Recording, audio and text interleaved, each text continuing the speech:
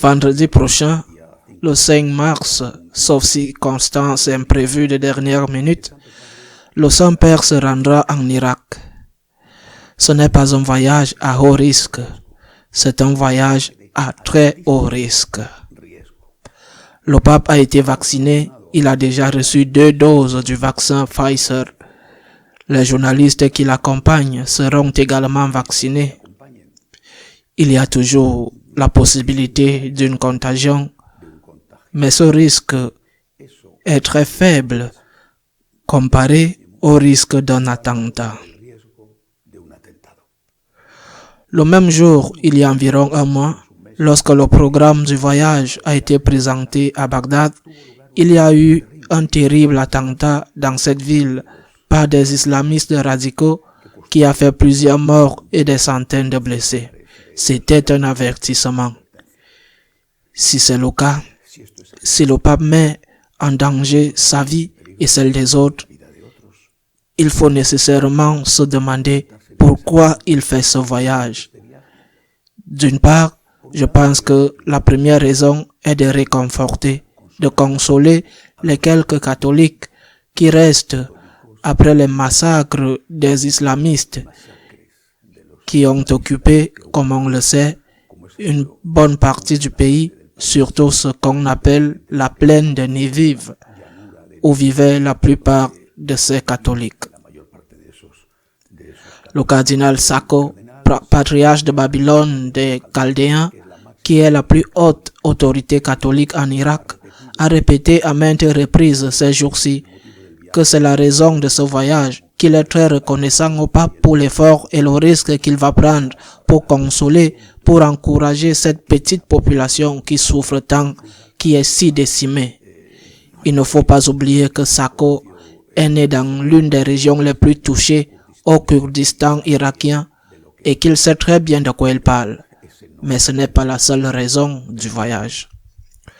Le Saint-Père, tout au long de son pontificat, a cherché une alliance avec la principale religion après le christianisme qui est l'islam. Il cherche un allié dans l'islam pour faire face au laïcisme agressif de l'Occident qui devient de plus en plus agressif. Ce n'est pas une alliance facile à réaliser, pas seulement pour les musulmans radicaux. Lors de la fameuse réunion à Abu Dhabi, lorsque la déclaration pour la fraternité humaine a été signée avec l'imam égyptien d'Al-Azhar, qui est la plus haute figure religieuse de l'islam sunnite, qui est majoritaire au sein de l'islam, un pas en avant a été fait lors de cette réunion. Eh bien, il y a une manifestation publique de fraternité entre ces deux grandes religions.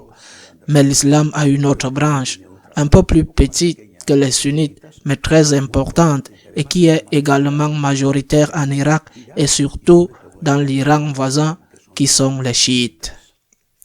Le Vatican a essayé jusqu'à la dernière minute de signer une sorte de communiqué commun avec le chef des chiites, Al-Sistani. Il n'a pas réussi cela.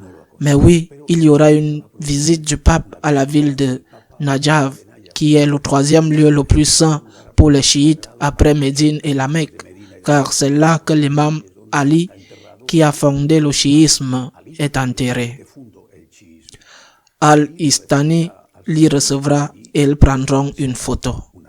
Il est vrai qu'une photo vaut mieux que 1000 mots et c'est peut-être ce qui se pourra obtenir. Cela en vaut-il la peine? Je le répète, c'est la question. Cela en vaut-il la peine? Le Saint-Père fait des efforts. Jusqu'à présent, les résultats n'ont pas été nombreux, c'est-à-dire que le sécularisme en Occident devient de plus en plus agressif.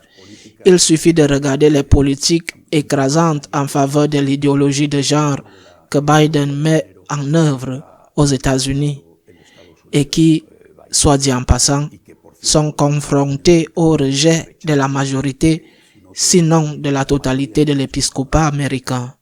Jusqu'à présent, cette alliance avec les musulmans n'a donc pas mis fin au sécularisme et n'a pas non plus fait beaucoup pour réduire les attaques terroristes en Irak.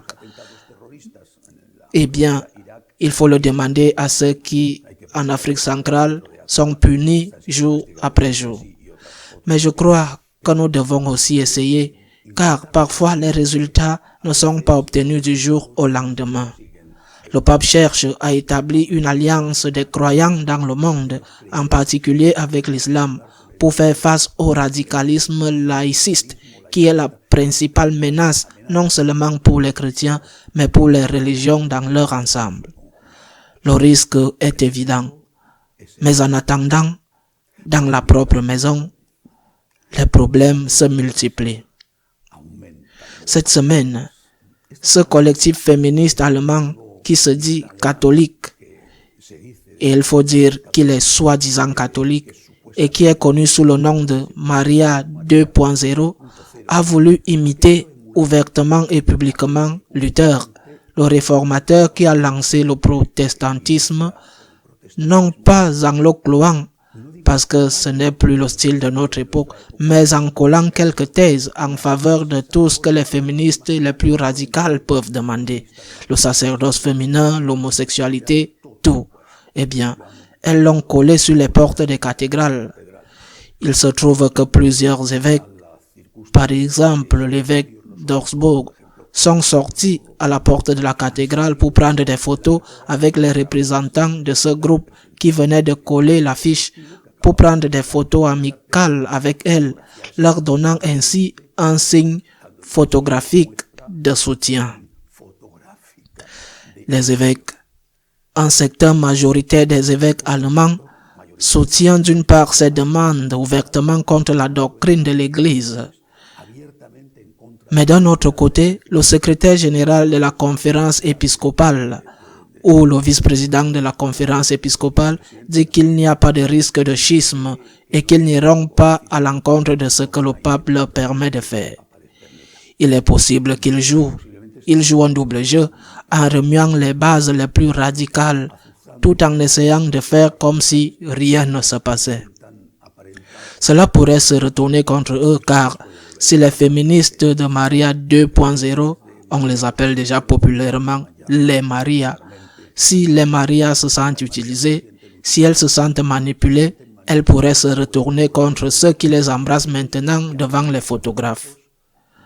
En tout cas, des nuages sombres à l'intérieur même de la maison, alors que le Saint-Père, qui est très préoccupé par ce qui se passe en Allemagne, tente de serrer la main des musulmans pour offrir un visage pacifique et pacificateur à toutes les religions et faire un front commun face au laïcisme. Eh bien, je le répète, le risque est évident.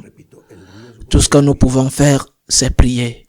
Cette semaine ou la semaine prochaine sera décisive. Nous devons prier.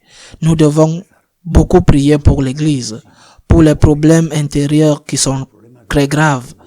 Nous devons beaucoup prier pour le pape, que Dieu le protège et le maintienne en vie. À la semaine prochaine, si Dieu le veut.